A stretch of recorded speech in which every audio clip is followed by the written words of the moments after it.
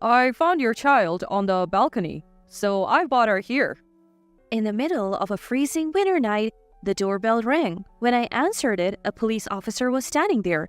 I didn't understand what was happening. After all, my only daughter was sleeping beside me. The officer had him with a girl about 5 years old, her lips blue and shivering coldly. "She's not my child. I don't know this girl." I tried to explain, but the officer seemed doubtful, saying he would take her to the hospital. The girl's hair was overgrown and completely unkempt. Her dirty clothes had holes in them and they didn't look like they had been washed. She appeared the same age as my daughter but was very thin. Who is this child? Why was she on my balcony? Little did I know that the turmoil this girl would soon bring into our lives. My name is Janice. I'm a 32-year-old office worker. I lived on the first floor of an apartment that my parents bought for us, with my high school classmate husband and our 5-year-old daughter, Susie. My husband was also a company employee and often traveled for work. Being a good person, he would cover for his colleagues even on his days off, so he was often away. One day, while my husband was on a business trip, my daughter and I were home alone when the doorbell rang. In the middle of a freezing winter night, I wondered who it could be, and looking through the doorbell camera, I saw it was a police officer. I was baffled by this unexpected visitor, but when I opened the door, he said, I found your child on the balcony, so I have brought her here. I had no idea what he meant. Yes, my daughter is sleeping inside the house. What? The officer's eyes went wide, but I was the one who was really shocked. How had that girl gotten onto the balcony while I was asleep? I hadn't heard a thing. The officer had with him a girl about 5 years old, her lips blue and shivering uncontrollably. It had been so cold that it seemed like it might even snow, so it was no wonder. "She's not my child. I don't know this girl." The officer seemed skeptical even after what I said, but he stated, I'm taking her to the hospital now. The girl looked so cold and pitiful that I brought a warm blanket from the back of the room and wrapped her in it. Her hands were like ice, so young, yet holding back tears and biting her lips without making a sound. Her hair was messy and her collar stained.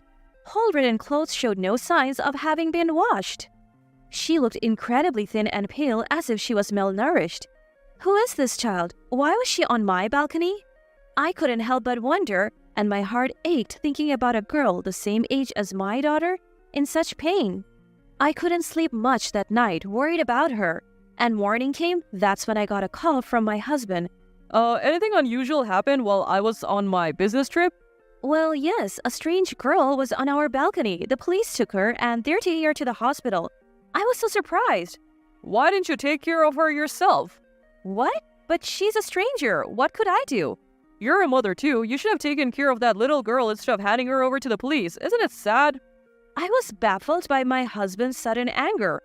Why did he know the girl was young? We hadn't even talked about that. I questioned him, but his answer was lacking in clarity. No, actually, she's the daughter of an acquaintance of mine. Her mother is gone, and I felt sorry for her, so I brought her yesterday. I thought you would take care of her. What? You weren't on a business trip? You need to explain the situation clearly. My husband apologized, but I couldn't believe that he had left such a small child on the balcony on such a cold day. Even if he had dressed her warmly, she could have easily frozen to death. So what are you doing and where are you now? My husband said he was in the middle of searching for the girl's mother, but I felt like he was hiding something. Later on, after returning from his business trip, my husband gave some explanation, picked up the girl from the police, and shockingly left her with me. Did you find her mother? What about her father?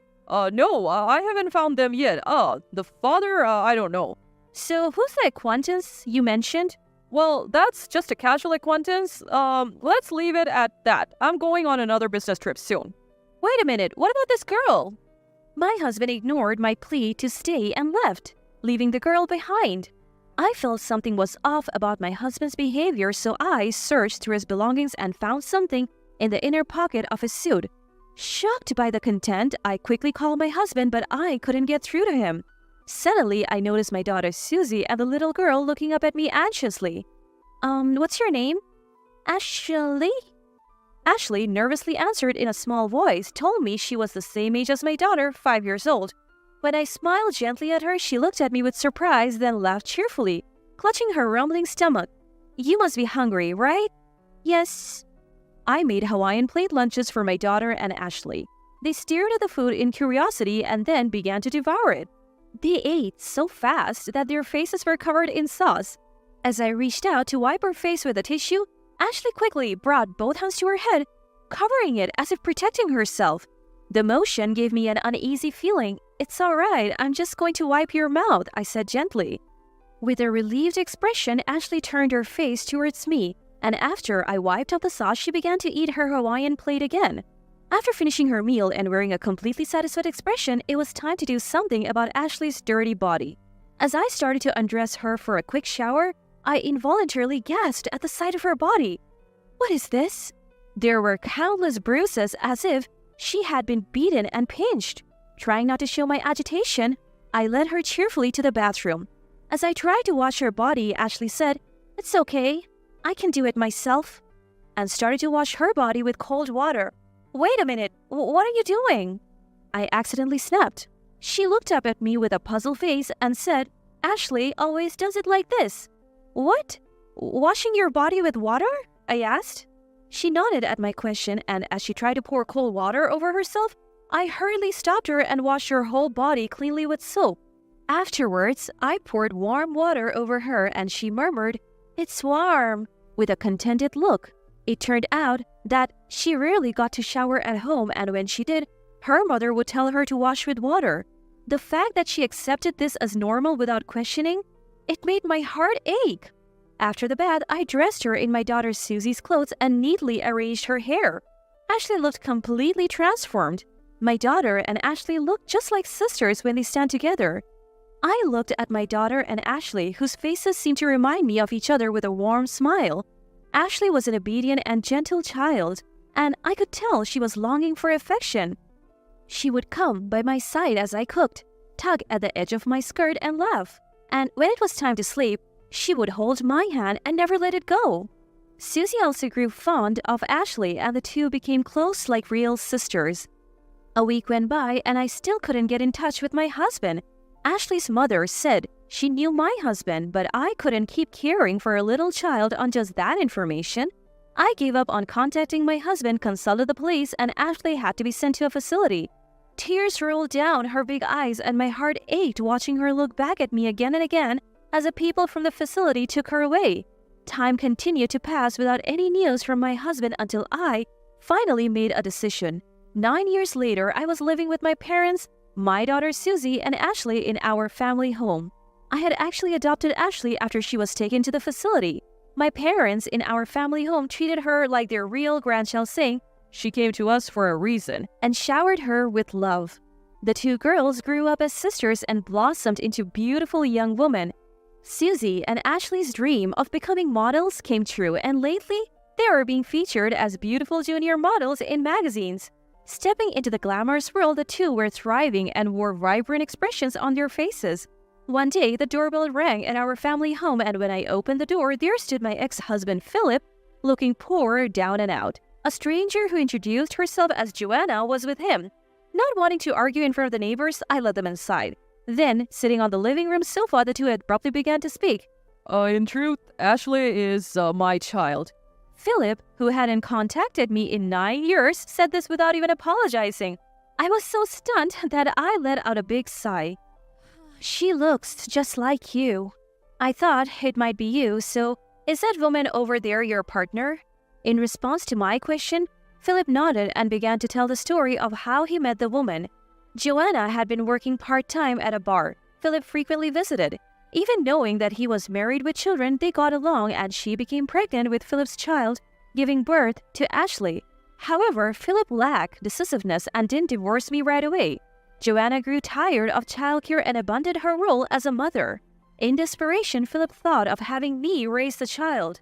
It was an overly naive story, but what surprised me was not just that. "Please, give Ashley back to us." My ex-husband suddenly stood up from the sofa and made an outrageous request, almost in tears, along with a deep apology. "What?" "I happened to see a magazine and was surprised. She's grown up so well. Isn't she popular?" "So what? It has nothing to do with you two." "But I am Ashley's real mother. You are just a fake after all." "How dare you say such a thing without contacting me all this time?" Then, Philip, who had been on his knees on the floor, grabbed my leg with a pathetic look on his face. We don't have any money and are in trouble. Ashley's our only hope. Give her back. How awful! You plan to make her work and live off her? No way! Well, what? You're using Ashley to make money, aren't you? That's not fair. Stop making false accusations. I'm saving the children's money on their banking cards. Ashley is my child too. I will never hand her over.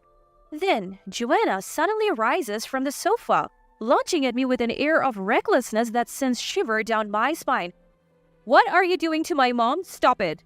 In the scene bursts Ashley, my daughter. She spreads her arms wide, blocking my path, and glares at Joanna. Ashley, you've grown so beautiful. Remember me? I'm your mom. Let's go home together. You're not my mother. Get out of this house now. Ashley broke down in tears, clinging to me. Although Ashley was very young at the time, it seems a faint memory of the terrible treatment she endured remains. Ashley, dear, that's just a misunderstanding on your part. See, you were so young back then. In response to her flimsy excuses, I produced a note and photograph that I had found in Philip's suit back then.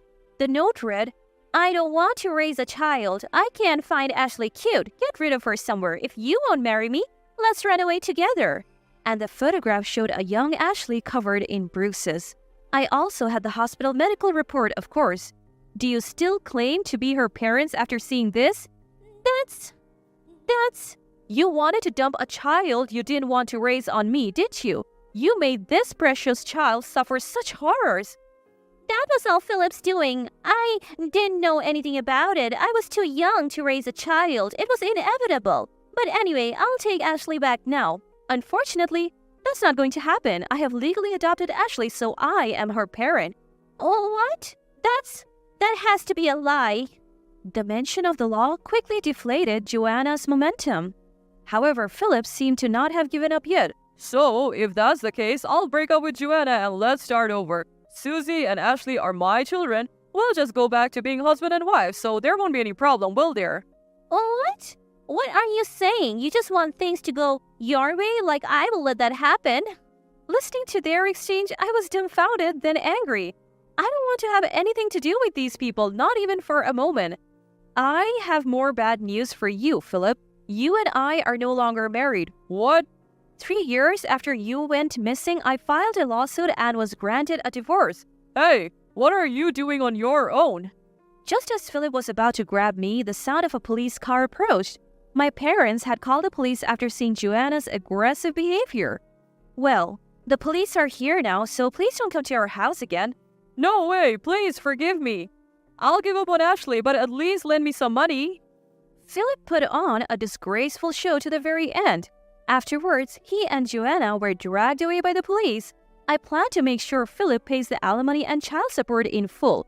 The two of them, cut off even from friends and family, will likely continue to struggle. Though there's been much turmoil, the little girl who once trembled in fear has grown splendidly. I will live happily with my parents and 2 loving daughters, looking forward to the future they speak of so full of dreams.